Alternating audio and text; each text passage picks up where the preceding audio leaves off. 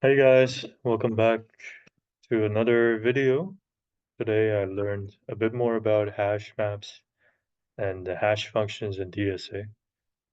This is one of the key features when I was in university.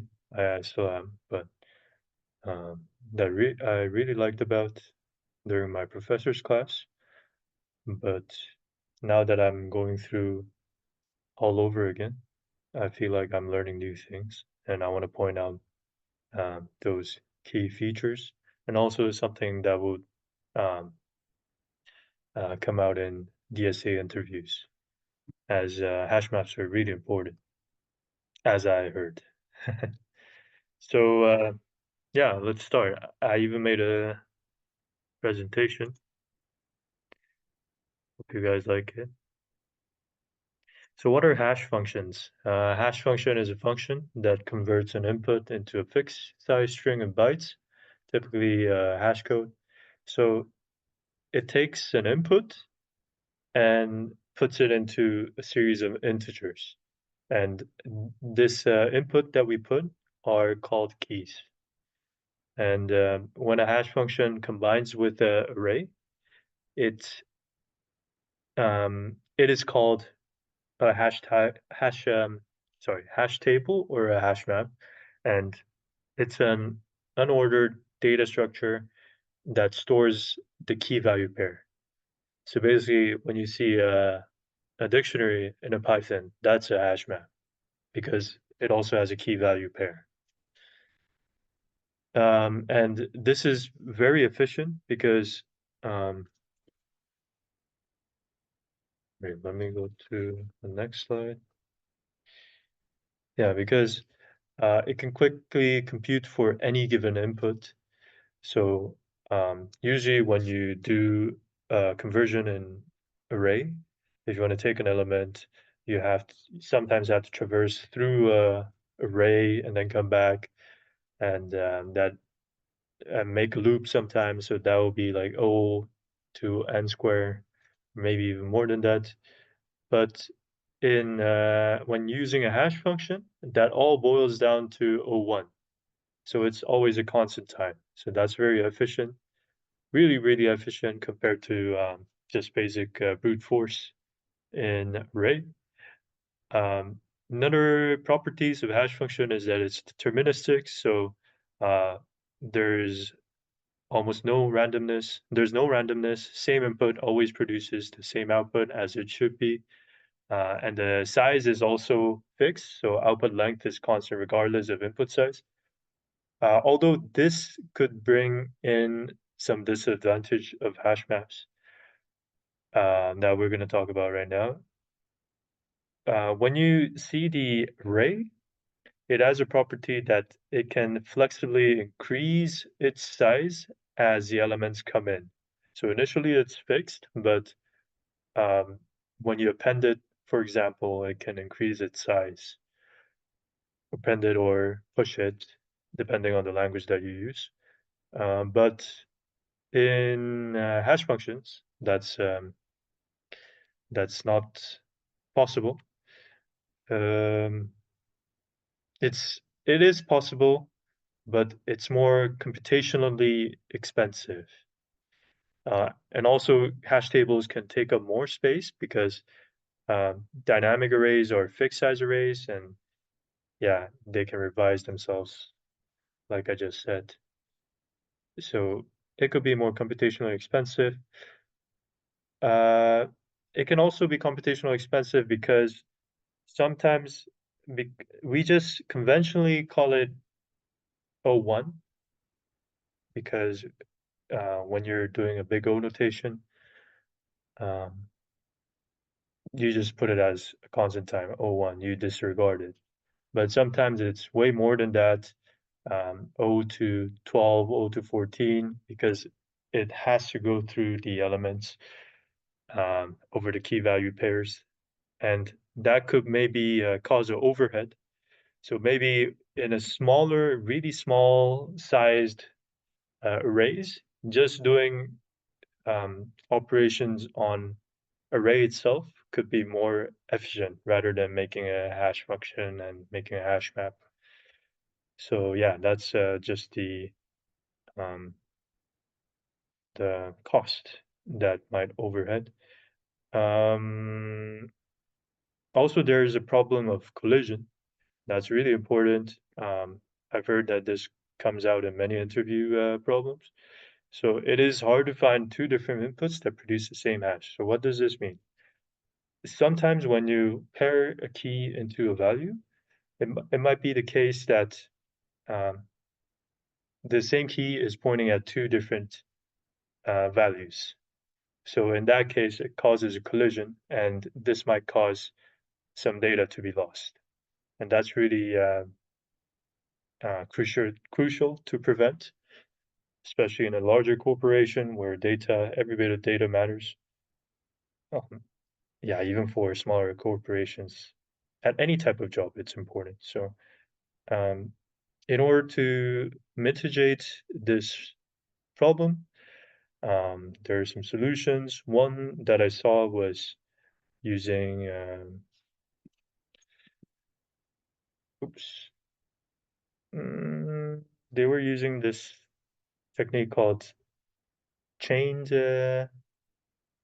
chained hash. I don't remember the exact name. It was something chain.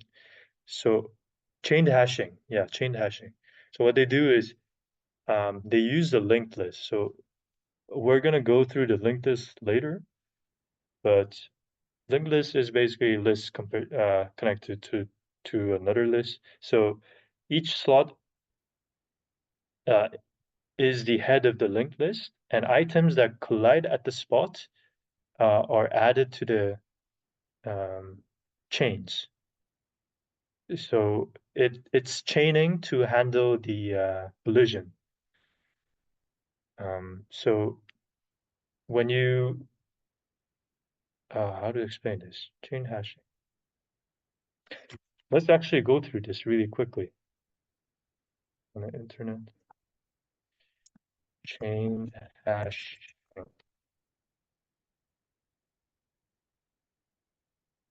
Yeah, Geeks for Geeks. Yeah, it works by using a hash function to map a chain hash. This is from O'Reilly Media. Um, yeah, each list form a bucket in which we place in all elements hashing to specific points in an array. Yeah.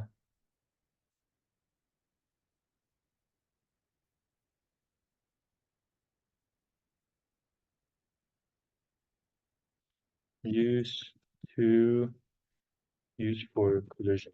So guys, I don't know everything because I'm a student also.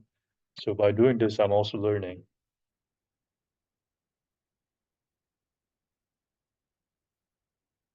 This is from Educative.io.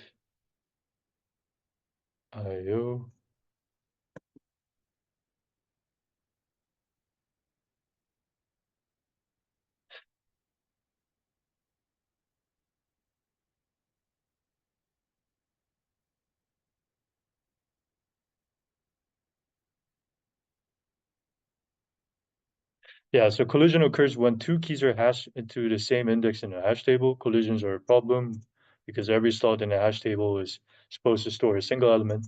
So it has to do a separate key value pair. What they do is, uh, yeah, so they're separating in a separate linked list like this so that we can take it away later. We can access it when it's unsorted. You usually access it in a serial way when it's stored separately. Um, but yeah, the whole idea behind this is when it's colliding or um, when two keys are hashed to the same index, we just store it somewhere else and then go over it later. So that's how you counter it. Probably we're gonna see some problems addressing that, but for now we're looking at the theory and we're gonna try the problem. Uh, yeah, so this is the common use case of hash table. So it's checking for existence in O1 time. Um, because in an array, it requires O(n) time to check for existence, whereas in a hash map, you can perform the same operation in O1 time, so it's much more efficient. Um, yeah, often reducing from O(n) squared to O(n) because sometimes you have to go for loops, and that takes square, triple the time. Yeah, so there's a problem. Given an array of nums and an integer target, return indices of two numbers such that they add up a target. So you cannot use the same index twice. So a brute force solution would be to use a nested loop, so time complexity is way higher, but we're going to try to use the hash table. Uh, wait, let me show you the problem. So we already have the problem here. These are the unit cases, unit test cases. So given the array of nums and the target is 9, you have to find the two indices that could make this target. So that in this case, it's the index 1, index 0, and index 1, 2, 7. It makes 9. So yeah, the output has to be 1 and 0. In this case, 3, 2, 4, you can already see that 2 and 4 is 6. So expected output is the index 2 and 1. How it works is 2, 7,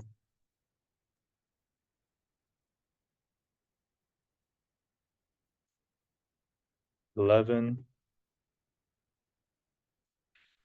15. So given a hash table, you initialize a hash table. Usually in Python, that's a dictionary. So you initialize the empty dictionary, which is dict. And then you start with the index 1. So when you access this index and you see the initialized dictionary, you don't see anything, right? So you just put it as index 0. Now you move on to 7. 7, the target was, what was the target? 9, right? Target is 9. You see the numbers that's already in the dictionary. We already put the 2 in the dictionary as index 0. So because 7 found 2 in the dictionary, and that makes the target, it's already going to return the expected output, which is 1 and 0, because it was accessing this element. So now it puts 1 first and 0. That's how it checks for its existence. Now we're going to try to put it into a code. So basically, like I said, you have to initialize a dictionary.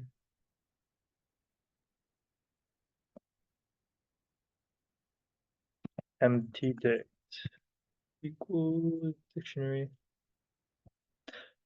There should be different ways in order to implement this in other languages, but yeah, for now, let's do it in Python. For I in range, we're going through the nums array first.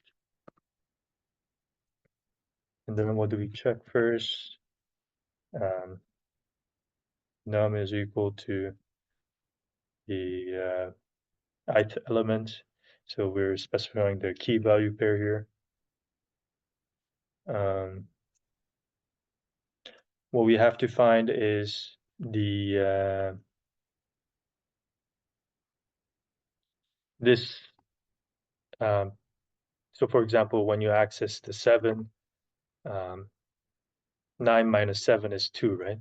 And that's how the computers think when it's trying to find the fulfilling indices.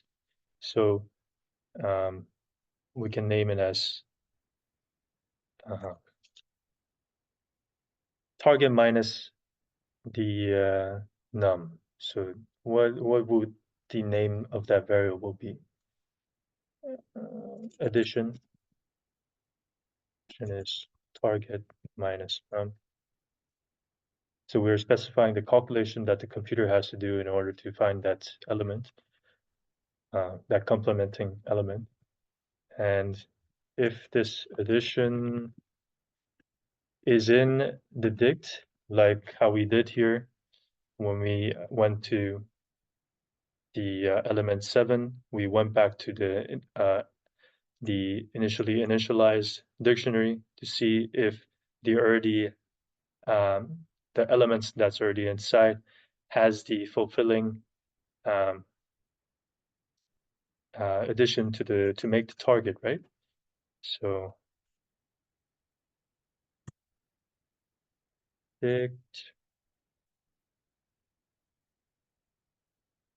just to make sure this operation here, if addition and dict, that's O1, so that's why it's faster than going through the list or array, and we return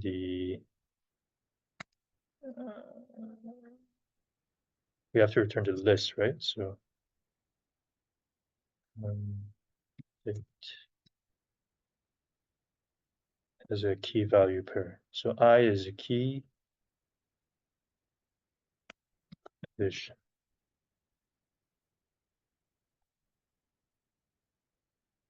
Yeah. And then if not, dict none equals to I.